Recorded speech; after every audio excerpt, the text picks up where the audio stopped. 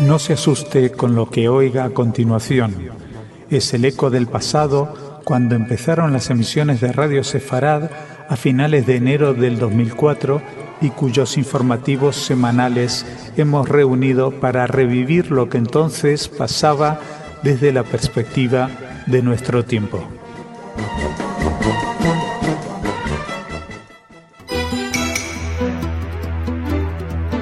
Señoras, señores, bienvenidos a nuestro espacio informativo. Les seguiremos hablando de la situación entre Israel y Hamás, pero además tenemos que abrir un nuevo frente, en este caso el Gran Rabinato de Israel, que declaró ruptura de relaciones con el Vaticano.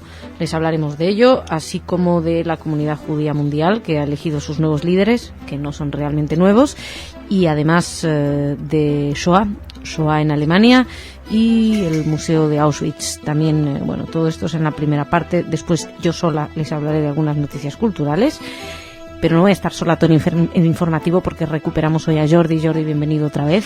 Hola, Masa, encantado de estar aquí de nuevo. Igualmente de tenerte. Si te parece, empezamos con nuestro tema de Israel y Hamás. Vamos a empezar. Horas después de que Hamás asesinara a un soldado israelí, la Fuerza Aérea atacó los túneles utilizados por los grupos palestinos para el contrabando de armas a lo largo de la ruta Filadelfia. Un portavoz del ejército israelí confirmó los ataques aéreos para destruir los túneles de contrabando en la ciudad de Rafah. Estos incidentes fueron los primeros desde que se declaró el alto el fuego por separado a principios de este mes, después de la ofensiva de Israel contra la organización Hamás en la Franja de Gaza. Bueno, hay que destacar que los medios de comunicación en España, por lo menos, decían que Israel violaba el alto el fuego. No parecían hacerse eco de la noticia en la cual un soldado israelí era asesinado previamente. Más allá de eso, también entre las negociaciones, ayer Radio High titulaba una de sus noticias "Destello de esperanza para la familia Shalit". ¿Por qué? Porque Noam Shalit, padre del soldado secuestrado, habló con el presidente francés, con Nicolas Sarkozy, y dijo que este le dio la noticia de que el soldado está vivo. No ha sido afectado, no se ve afectado por la reciente guerra y en principio habría bastantes esperanzas de poder liberarlo en algún momento. Ya saben que se está hablando, incluso se habla de liberar a Shalit a cambio de 1.000 presos de Hamás. Por otra parte, les cuento que el tono de las elecciones en Israel se va calentando poco a poco. Ayer había comentarios agresivos, que algunos miembros de Kadima amenazaban a Hamás.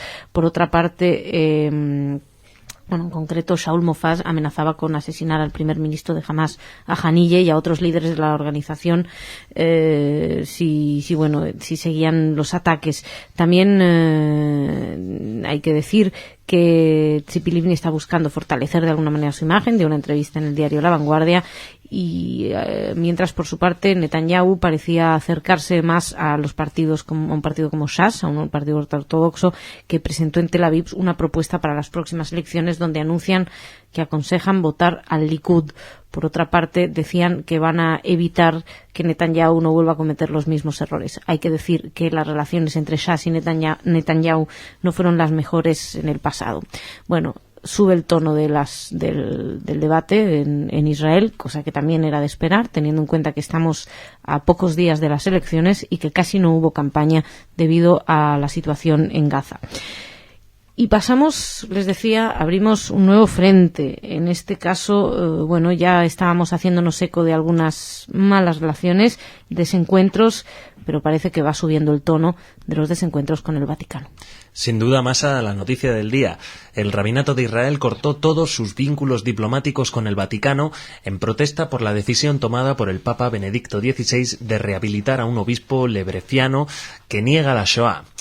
El director general del Rabinato, Oded Weiner, explicó que el Rabinato envió una carta a la Santa Sede en la que informa su indignación por la rehabilitación del obispo británico Richard Williamson, suspendiendo un encuentro judío-cristiano programado para principios de marzo. Weiner espera una disculpa pública para continuar con las actividades previamente programadas por ambos organismos. Y según destacaba la agencia judía de noticias, Weiner señaló que sin un pedido de disculpas y una retractación pública será difícil continuar el diálogo. También a última hora de ayer recibíamos, al cierre de esta edición, recibíamos una noticia de la agencia EFE donde explicaba que Benedicto XVI condenó el revisionismo de la Shoah, además de afirmar que debe servir a todos como advertencia contra el olvido, la negación y el reduccionismo. Probablemente no sea bastante, teniendo en cuenta que lo que estaba pidiendo el Papa, lo que estaba pidiendo Israel, en este caso, es de algún modo que no se rehabilite a este ministro lefebriano que, como saben, como les venimos diciendo, ha negado la Shoah. Bueno, más cosas. Líderes internacionales reunidos. La comunidad judía mundial se reunió durante 3 días en Jerusalén para elegir a sus autoridades, debatir sobre la ofensiva de Israel contra la organización Hamás en la Franja de Gaza y los problemas de antisemitismo que afectan a Latinoamérica desde el comienzo de la crisis en Medio Oriente. Se trata de la Asamblea Anual del Congreso Judío Latinoamericano y el Congreso Judío Mundial, que se llevó a cabo con la presencia del presidente israelí Shimon Peres y el primer ministro Ehud Olmert. Roland Lauder y Jack Terpins fueron reelegidos como presidentes del Congreso Judío Mundial y Congreso Judío Latinoamericano, respectivamente. Y además, Pérez y Olmert destacaron la importancia de la diáspora en el apoyo hacia Israel. Y según destacaba la nota, los encuentros fueron de un altísimo nivel, con participación de las máximas autoridades mundiales del mundo judío y del Estado de Israel. Y les decía que íbamos a hablar de la Shoah, en este caso de de las decisiones que toman algunos gobiernos, consideramos nosotros que en el buen sentido. Sí, Masha, porque además el antisemitismo se puede disfrazar de muchas maneras y esta es una manera bastante, no sé cómo explicarlo. Habitual también. El ultraderechista Partido Nacional Demócrata Alemán no pudo celebrar la manifestación convocada para el mismo día del aniversario internacional de la Shoah por decisión del Tribunal de lo Contencioso Administrativo de Berlín. El tribunal decidió desestimar la demanda interpuesta por el partido contra la Jefatura Superior de la Policía que prohibió la concentración neonazi organizada bajo el lema «Frenemos el Holocausto en Gaza». Por su parte, el vicepresidente del Bundestag, Wolfgang Thierse, destacó la importancia del 27 de enero como fecha en que se rememora el exterminio de millones de judíos y abogó por que esos crímenes no caigan en el olvido. Además, instó el vicepresidente del Bundestag a participar en una manifestación contra la extrema derecha de Europa. La xenofobia y el antisemitismo es una manifestación que tendrá lugar el 14 de febrero en Dresde, con motivo del 64 aniversario de los bombardeos que sufrió esta ciudad durante la Segunda Guerra Mundial. Según apuntó el vicepresidente, lo que ocurrió en Dresde no atañe solo a los ciudadanos de Dresde, sino que a todos. Y además, el presidente de la asociación germano-israelí, Johannes Gerster, lamentó el creciente antisemitismo derivado de la reacción del conflicto en Oriente Próximo. También decía que lo que se denominan manifestaciones pacíficas han demostrado durante las últimas semanas que el antisemitismo en Alemania está cada vez más extendido, tanto en la derecha como en la izquierda y en los grupos musulmanes específico. Seguimos, hablábamos ahora mismo de la Shoah y ya saben que una de las grandes obligaciones es mantenerlo en la memoria. A veces parece que la memoria depende de ciertas cantidades de dinero. Sí, porque parece que el museo del campo de exterminio nazi de Auschwitz tiene un futuro incierto si no se consiguen más fondos para su financiación, ya que su presupuesto es insuficiente y, según los expertos, son necesarios unos 100 millones de euros para asegurar su funcionamiento. El responsable del Consejo de Auschwitz y exprisionero en estas instalaciones durante la Segunda Guerra Mundial, Władysław Bartoszewski, explicó que la ayuda internacional es la única fórmula para poder conservar lo que queda. Para Bartoszewski, un lugar de la importancia de Auschwitz, considerado el mayor monumento a la memoria histórica del mundo, debería recibir más apoyo de los organismos internacionales por su relevancia, ya que los costes de su mantenimiento son muy elevados. Es una aportación extranjera simbólica y que no supera los $290.000 anuales, mucho menos de lo necesario para asegurar la supervivencia de este recuerdo de la Shoah. Según explicaba el mismo Bartoszewski, la realidad es que desde que Auschwitz se puso en marcha hace más de 60 años, Polonia asume prácticamente la totalidad del coste con una aportación anual cercana a los $5 millones. En el 79 fue declarado Patrimonio de la Humanidad por la UNESCO. Cada año recibe la visita de miles de turistas de todo el mundo y con más de 1 millón de entradas en el 2008, de esto nos hicimos eco aquí. Y vamos a pasar ahora a contarles las noticias culturales. Jordi, muchísimas gracias, por cierto. Gracias a ti, Masa. Que te despido. Mañana nos reencontramos. No le doy la bienvenida a Ana, porque Ana no está, pero les cuento brevemente algunas noticias que ella me ha acercado para que se las acerque a ustedes. Es que un monumento va a recordar a diplomáticos españoles que salvaron a judíos durante la Segunda Guerra Mundial. El ministro de Asuntos Exteriores y Cooperación lo anunció, será con la colaboración con el Ayuntamiento de Madrid. Se va a erigir un monumento a los diplomáticos españoles que ayudaron a la comunidad judía. También esto coincidió con la presentación de la nueva página web en castellano de Yad Vashem. Más cosas, les hablo de unas conferencias, psicoanálisis y judaísmo, que tendrán lugar el 2 de febrero y en el Ateneo de Madrid. Es la introducción al ciclo de Arnoldo Lieberman, que es psicoanalista y escritor, y en la mesa redonda estarán Ariel Lieberman, Jorge Alemán, que es psicoanalista, director de cultura de la Embajada Argentina, y Roberto Blatt, filósofo. También Ariel Lieberman es psicoanalista. Se hablará también el 9 de febrero de la significación de los sueños, con Rafael Israel, psicoanalista, y Daniel Schofer, psicoanalista. Además, el 16 se hablará de psicoanálisis y criptojudaísmo con Luis Caballero, Gustavo de Sal, pero sin duda alguna Ana ampliará esta noticia. Lo importante, lo próximo es el 2 de febrero en el Ateneo de Madrid a las 7:30. Y termino contándoles que en Bruselas se ha abierto una gran retrospectiva de Robert Capa, que el famoso legendario fotógrafo de guerra, que habla de aspectos menos conocidos, como por ejemplo algunos reportajes sobre el nacimiento de Israel. Esta exposición permanecerá abierta en el Museo Judío de Bélgica hasta el 19 de abril y bueno, son fotos realizadas entre el 48 y el 50. Y aquí terminamos nuestro espacio informativo.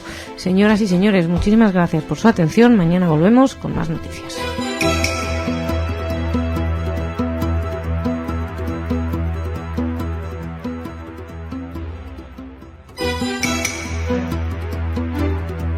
Señoras y señores, bienvenidos a nuestro espacio informativo. Les cuento que para más detalles respecto a las noticias que vamos a tratar de Israel, que es muy breve, pueden escuchar hoy el programa con Salem Ergui desde Israel. Ahí analizamos en profundidad las últimas noticias, y nosotros hoy hablaremos también del Día del Holocausto y de la rehabilitación del cura Richard Williamson. Todo esto. Viajaremos hoy en Alemania e Italia, sobre todo. Todo esto es en la primera parte. En la segunda, Ana nos traerá noticias de corte cultural. Empezamos dándole la bienvenida a Jordi. Jordi, buenas. Muy buenas, Masa. Bueno, y empezamos, eso sí, con una noticia de Israel, más que de Israel, de España a Israel. Parece que queremos enturbiar, molestar un poquito más las relaciones. Por mucho que digan todos no pasan por los mejores momentos, pues da la sensación de que tenemos que seguir por un momento un poquito complicado. El magistrado Fernando Andreu de la Audiencia Nacional Española admitió a trámite una querella interpuesta por el Centro Palestino para los Derechos Humanos por el lanzamiento de una bomba contra la vivienda de Salah Sehade, un destacado dirigente de Hamás. El juez español imputó al exministro de Defensa, Binyamin Ben Eliezer, y a 6 militares de este país por delito contra la humanidad por dicho ataque el 22 de julio de 2002, en el que murieron el presunto líder de Hamás y 14 civiles. El juez decidió también cursar una comisión rogatoria al gobierno palestino para tomar declaración a los testigos del ataque y otra al gobierno para notificar el auto a los imputados. Pues sí, esta es la última decisión que atañe las relaciones entre Israel y España, de lo que hablamos hoy con Salem Ergui en nuestra corresponsalía semanal con Israel.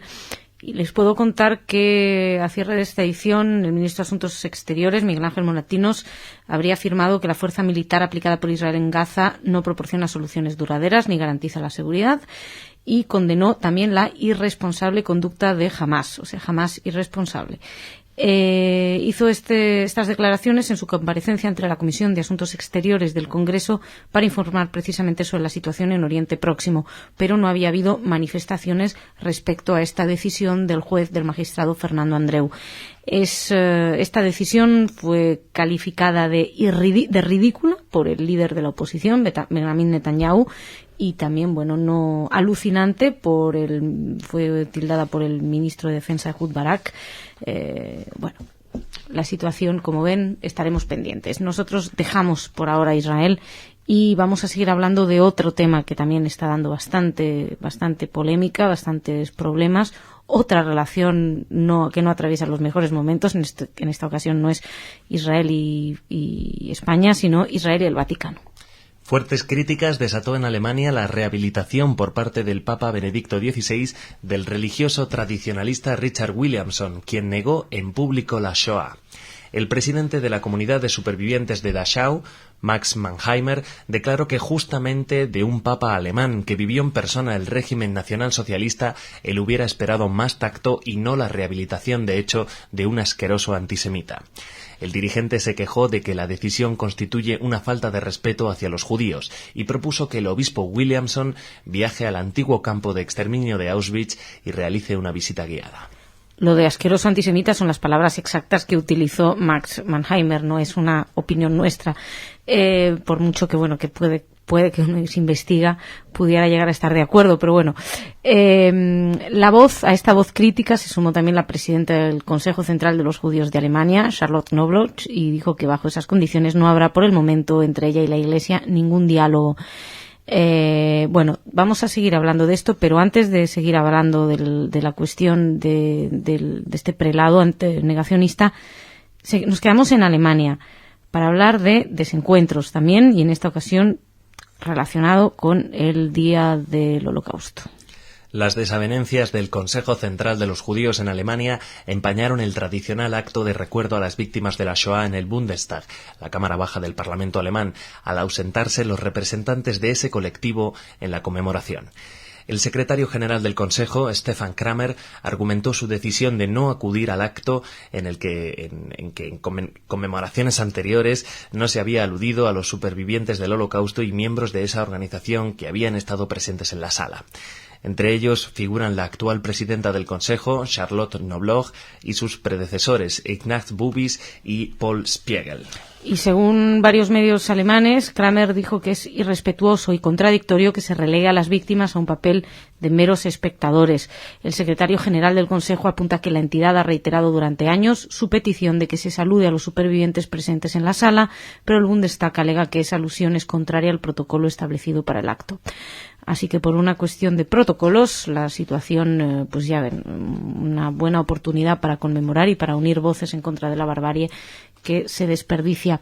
El acto tuvo lugar en la sede del Parlamento y el presidente alemán, Kohler, abogó por preservar el recuerdo de los crímenes de la Shoah y afirmó que la pena por las víctimas, la vergüenza por los horribles crímenes y la voluntad de reconciliación con el pueblo judío y con los antiguos enemigos bélicos han conducido a las raíces de la República actual. Y seguimos. Les decía que íbamos a seguir hablando del negacionismo en la Iglesia. No hablamos ahora concretamente de Williamson, porque no es el único. No es el único, Masa, y ya es preocupante el número de declaraciones entre la Iglesia católica que se dan en este caso, y es porque traemos ahora las declaraciones del sacerdote integrista italiano Floriano Abramovich, quien aseguró este jueves que las cámaras de gas de los campos de exterminio nazis sirvieron para desinfectar, alimentando así las polémicas entre la Santa Sede y la comunidad judía mundial que ya existen. En una entrevista al diario La Tribuna de Treviso, el sacerdote responsable para el nordeste de Italia de la comunidad ultraconservadora fundada por Marcel Lefebvre, Fraternidad San Pío X, sostiene que no cree que en las cámaras de gas murieran personas. Abramovich declaró saber que las cámaras de gas existieron, por lo menos para desinfectar, pero explicó que no sabría decir si causaron la muerte o no de personas porque no investigó a fondo el asunto. Sí, estas declaraciones son también palabras concretas, en este caso de Abramovich. No es nuestra manera de entender sus declaraciones. Esta entrevista fue concedida poco después del escándalo de Williamson y ya saben que es este cura cuya excomunión fue levantada el sábado por el Papa y que en una entrevista a la televisión sueca divulgada 2 días antes de que se le levantara la excomunión había declarado que no existieron las cámaras y que solo murieron 200.000 a 300.000 judíos en los campos de concentración. Pero no queríamos terminar así esta semana, así que nos quedamos en Italia para ver que hay otros que parece que reflexionan un poco más. En esta ocasión, el primer ministro Silvio Berlusconi. El primer ministro italiano, Silvio Berlusconi, reconoció la contribución de los judíos en la construcción de la unidad de Italia, en la formación de la conciencia nacional y de la defensa de la patria en la Gran Guerra. Berlusconi habló así en un mensaje con motivo del Día de la Memoria que se celebró en Italia, en conmemoración a los 64 años de la liberación de prisioneros y cancelación del campo de exterminio de Auschwitz. Según el premier, ese día y ese lugar es el paradigma de la exterminación de un pueblo que ha marcado para siempre la historia de la humanidad. Dijo también que no lo olvidarían jamás y que Italia recordará siempre las conmemoraciones de la Shoah, que enseñará a las siguientes generaciones hasta que se sepa hasta qué punto de aberración puede llegar el odio del hombre contra el hombre. Son palabras literarias de Silvio Berlusconi, que recordó una de las páginas más oscuras de Italia y muy de una manera interesante, hizo una larga mención a las leyes raciales en Italia de septiembre del 38, por la que estudiantes y profesores judíos fueron alejados de las escuelas y las universidades, y el 17 de noviembre fue prohibido contraer matrimonios mixtos, poseer negocios, terrenos, fábricas, prestar servicio en la administración pública, en las Fuerzas Armadas, entre otras miles de humillaciones y vejaciones de las que fueron víctimas. Según dijo el primer ministro, fue destrozado así un profundo y secular vínculo entre ciudadanos italianos, judíos y su país, Italia, al que habían contribuido con el brillante trabajo de sus intelectuales, científicos, artistas y también con la aportación de ciudadanos comunes. Las leyes raciales, añadía Silvio Berlusconi, son también consideradas como una herida profunda, insertadas no solo en la comunidad judía, sino en la sociedad italiana, que pierde improvisadamente una parte importante de su propia historia. Así que con este recordatorio que nos traía en este caso la agencia EFE, nosotros dejamos esta primera parte del informativo. Jordi, muchas gracias. Shabbat Shalom. Masha. Nos vamos ahora a hablar de cultura con Ana.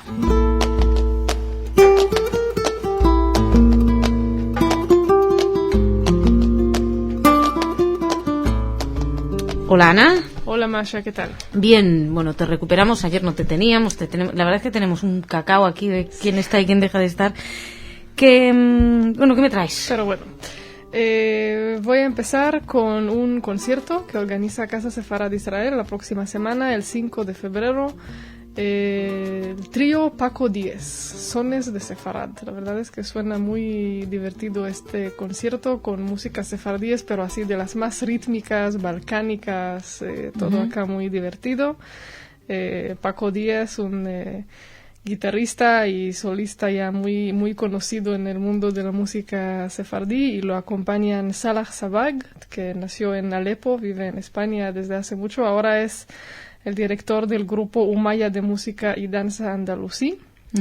Eido Segal, que de hecho lo tuvimos aquí hace poco, este israelí experto en música india. Sí, recuerdo que lo entrevistamos hace poco aquí. Así que va a ser una combinación muy interesante. Eso el 5 de febrero en el Centro Cultural Nicolás Salmerón, en Madrid, entrada libre. ¿A qué hora?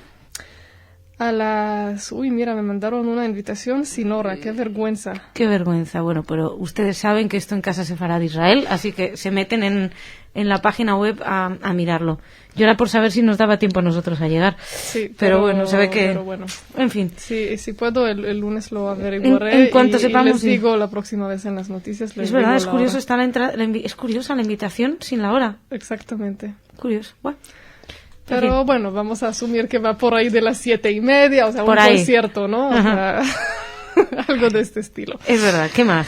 Bueno, luego les quiero contar que el director musical, Daniel Barenboim, acaban de anunciar que recibirá la medalla Moisés Mendelssohn. Una medalla entregada, sí, por el Centro Moisés Mendelssohn de Potsdam.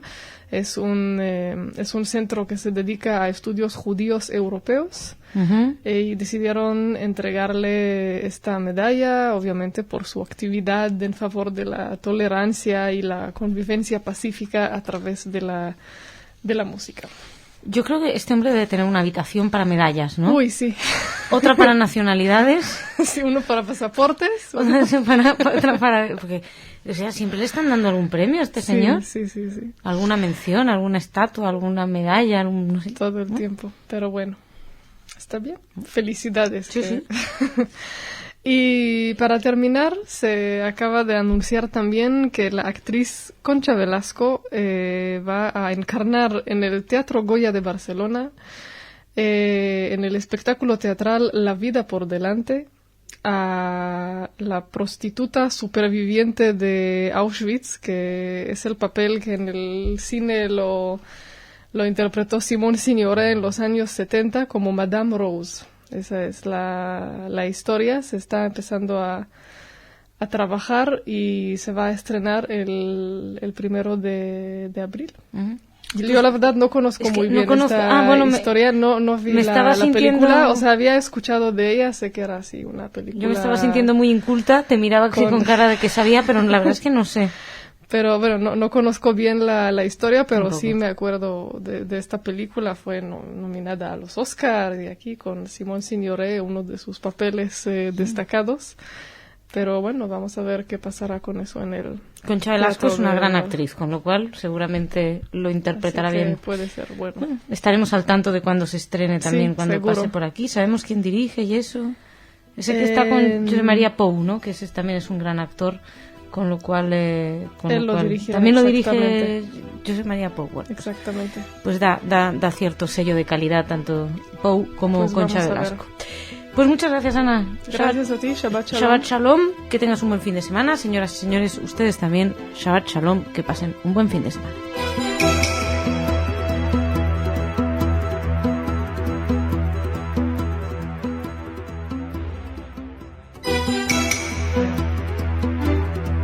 Señoras, señores, bienvenidos a nuestro espacio informativo. Seguimos hablando de lo que sucede en Israel, seguimos hablando de las relaciones entre Israel y España, seguimos hablando de las relaciones entre Venezuela y sus judíos y terminaremos recordando a León Kleniki, que murió en Argentina y que en estos momentos...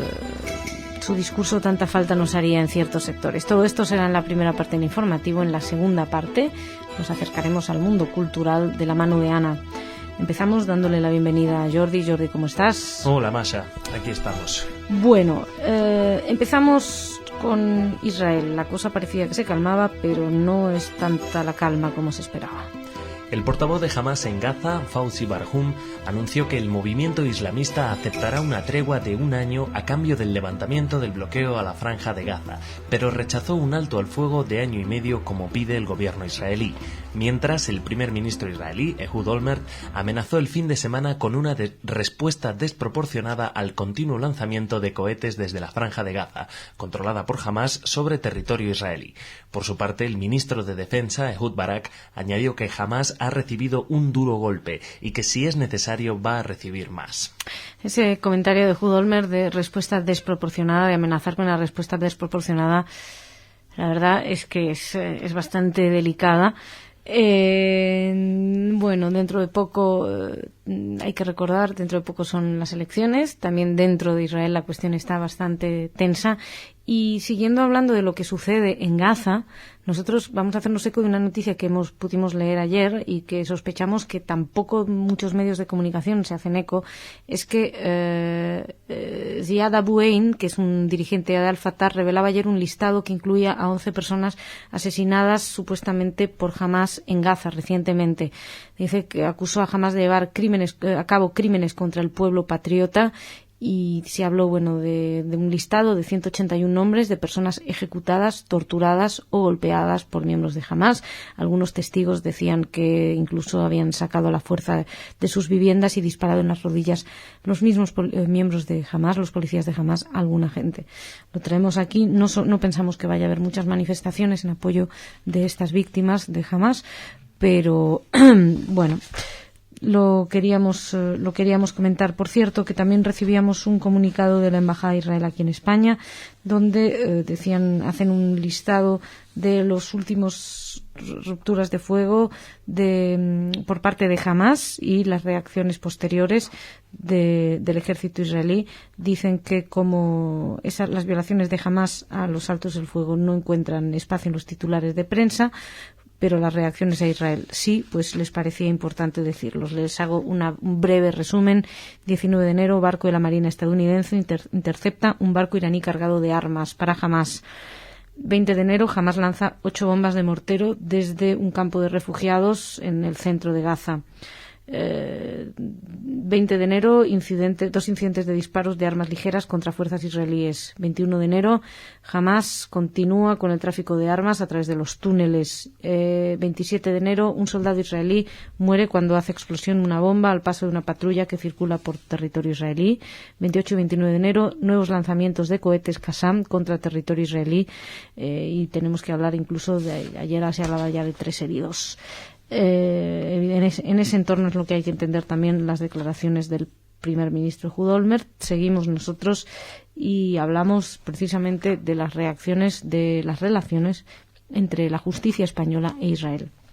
El fiscal jefe de Israel, Moshe Lador, se reunió ayer con los 7 altos cargos y exaltos cargos del gobierno y del ejército israelí encausados la semana pasada por el juez de la Audiencia Nacional Española, Fernando Andreu, por presuntos crímenes de guerra cometidos en 2002 en la ciudad de Gaza.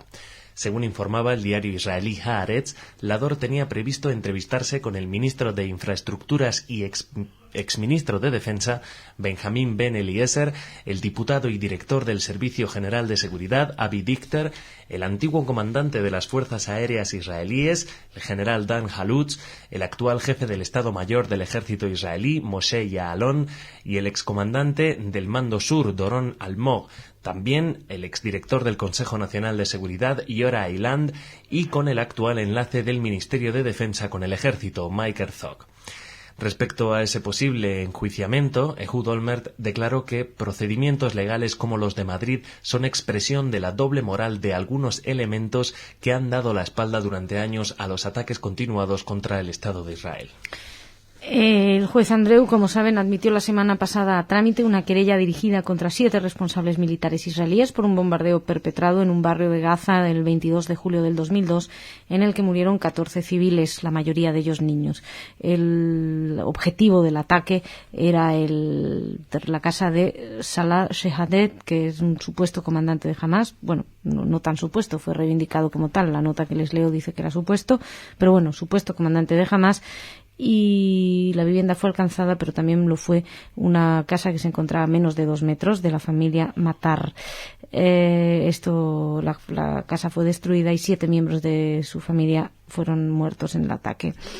El diario Haaretz estaba bastante, bueno, todos los medios de comunicación israelíes están bastante soliviantados con esta decisión del juez español, y Haaretz publicaba que el ministro español de Exteriores, que Miguel Ángel Moratinos, le espetó el viernes a Tzipi Livni, que es una vergüenza que Israel no transfiriera a tiempo la información reclamada. En fin, hay ahí también una serie de informaciones sobre si se le pidió una información a Israel, que Israel no la dio a tiempo. Bueno, no lo sé. No lo sabemos, porque las informaciones son contradictorias en función de los medios de comunicación que se lean. Israel, Olmert ha dicho en cualquier caso que no se van a escatimar esfuerzos para defender a los acusados. Y ahora vamos a entrar en las delicadas relaciones, como decía, de Venezuela y su comunidad judía. Según informaron autoridades judiciales venezolanas, el Ministerio Público abrió una investigación por el ataque que sufrió la más antigua sinagoga de Venezuela e inició el proceso de recolección de pruebas para dar con los responsables del hecho. La Fiscalía General dijo en un comunicado difundido el domingo que fue designada una fiscal con competencia nacional para ejecutar las averiguaciones sobre el ataque que sufrió la mayor sinagoga de Caracas la noche del viernes. Un grupo de al menos 15 hombres armados causó destrozos en la más antigua sinagoga de Venezuela, destruyendo objetos sagrados y pintando los muros con aerosoles entre la noche del viernes y la madrugada del sábado, en medio del reciente enfrentamiento diplomático entre Venezuela e Israel ante la ofensiva de este último en la Franja de Gaza. Bueno, el portavoz de la Cancillería de Israel, Igal Palmor, se pronunció poco después y rechazó el incidente. Planteó que las autoridades venezolanas son las que tienen que asegurar el orden y la estabilidad. Según Palmor, este tipo de acto no podía haberse producido sin la mirada benévola de las autoridades venezolanas al más alto nivel. según Chávez, la oligarquía de Venezuela, que se opone a su gobierno socialista, podría estar detrás del ataque. Bueno, esto, como comprenderán, ha despertado una serie de respuestas bastante grandes y, de todos modos, pero ya que estamos hablando de análisis absurdos, les cuento otro. Radio Nacional de Venezuela hablaba de Vladimir Acosta, que consideraba que el ataque a la sinagoga es obra del Mossad. Digo Mossad con T de Tarragona, es como lo han dicho él al final. Para ser analista internacional debería saber cómo se escribe, pero bueno. Dice que aunque se debe investigar el suceso, fue montado por el Mossad, ya que es la forma en la que se efectúa, que es típica de la forma de autoatentado que ejecuta el Mossad, que, como saben, suele tener una larga experiencia, una larga historial de ataques contra objetivos judíos. La verdad es que se están escuchando unas cosas tan absurdas. En fin, esto es lo que se oía en Venezuela. Y también tenemos que hacernos eco de un acto de vandalismo, y bueno, más que de vandalismo, y violencia y ataque a la sinagoga aquí en Barcelona. Un hombre que vestía indumentaria de estética militar atacó el viernes la sinagoga del CAI de Barcelona, en el número 5 de la calle Marlet, e hirió a uno de sus empleados de atención al público con un bate de béisbol. Se trata del segundo ataque contra lugares de culto de la tradición judía en la capital catalana, después de que el 8 de enero apareciesen pintadas en una de las 5 sinagogas que hay en la ciudad. Los hechos tuvieron lugar por la mañana, cuando el presunto autor de estos hechos rompió con el bate los carteles exteriores que identifican a la sinagoga. Ante el ruido, un hombre se acercó, le recriminó, y entonces este atacante le golpeó muy fuertemente. Se llamó a los Mossos d'Esquadra, que patrullaban en el Palau de la Generalitat, se desplazaron al lugar y ahora están investigando los hechos. El herido fue trasladado al Hospital del Mar de Barcelona, donde le diagnosticaron fisuras en el brazo y golpes en la cabeza. Por su parte, la Federación de Comunidades Judías de España pidió a las autoridades que protejan los principios constitucionales de libertad y no discriminación para impedir ataques como el del pasado viernes, y además llama la atención de las autoridades y de la opinión pública ante los ataques. Insta a responsables políticos a condenarlos públicamente y a actuar con determinación para evitar que se repitan.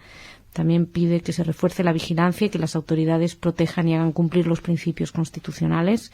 Y además dicen que estos actos antisemitas demuestran cuán fácil es contagiar a determinados colectivos a partir de la desinformación, el maniqueísmo y la demonización de Israel imperantes en algunos círculos sociales y en algunos medios de comunicación. Por cierto, que también la Federación de Comunidades Judías de España había hecho público un comunicado de condena del ataque a la sinagoga, del ataque, profanación y ocupación de la sinagoga principal de Caracas. Y les decía que en estos tiempos ahora mismo hay muchos desencuentros también entre Israel y el Vaticano, entre los judíos y los católicos, después de que se rehabilitara a un prelado que había negado la Shoah. Bueno, pues ahora vamos a recordar a una persona que seguramente su discurso ahora mismo sería imprescindible volver a escucharlo.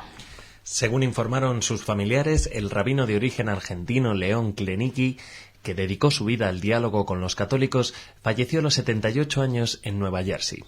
Tal y como destacaba el diario Aurora, Klenicki fue una de las personalidades más destacadas del judaísmo en Estados Unidos. Trabajó en favor del diálogo interreligioso y no dudó en denunciar la persecución de sus correligionarios a manos de los cristianos. Nacido en el seno de una familia de origen polaco en Buenos Aires en 1930, dedicó su tesis doctoral a lo que tienen en común el judaísmo y el catolicismo, un tema que recuperaría en un célebre discurso de 1968. Según su esposa, durante su juventud, el rabino siguió de cerca las ideas de pensadores progresistas católicos como Maritain, lo que le hizo receptivo al diálogo entre ambas religiosas.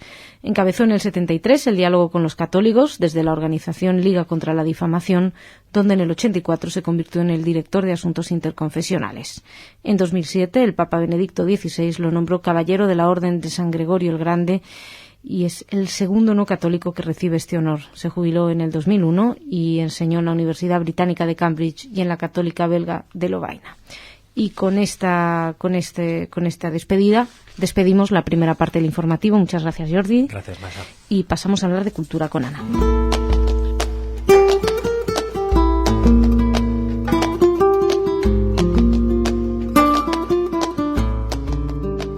Ana, bienvenida. Gracias, Masha, ¿qué tal? Bien, ¿por qué empezamos? Bueno, empezamos con una noticia no muy agradable, no como las que me gusta traer aquí.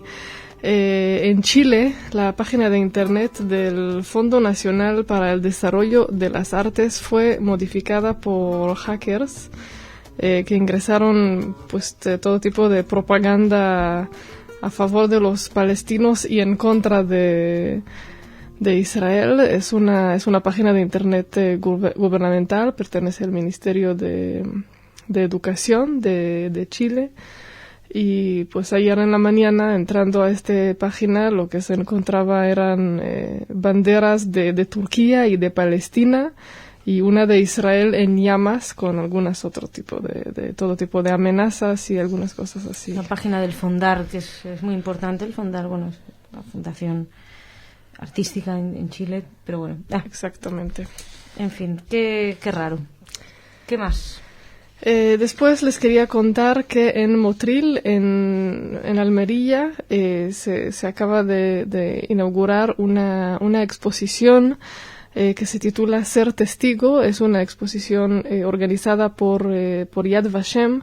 Se trata de imágenes fotográficas, sobre todo, y carteles que representan distintas historias del Holocausto, de la Segunda Guerra Mundial, con todo tipo de reflexiones acerca del Holocausto para presentarlo en esta ciudad. La podrán ver en la Casa de la Condesa de Torre Isabel hasta el 28 de febrero. Y por último, les quería contar sobre un nuevo libro que se presenta hoy en el Instituto de Estudios Nachmanides en Girona. Se llama Los apellidos judeo-españoles. Es una recopilación de distintos artículos. La coordinadora del proyecto fue Malca González Bayo, que también presentará este libro y que de hecho estoy intentando entrevistarla porque me parece muy interesante este proyecto. Son artículos de distintos investigadores que hablan sobre Anusim. Por ejemplo, Gustavo Perednik escribió un artículo sobre la judeofobia reflejada en los apellidos sefardíes. Así que pues tienen este libro, es de Ediciones Obelisco. Obelisco y bueno, pues ya tienen cositas que hacer. Uy, sí. Muchas gracias, Ana. Gracias a ti. Señoras, señores, muchísimas gracias por su atención. Mañana más.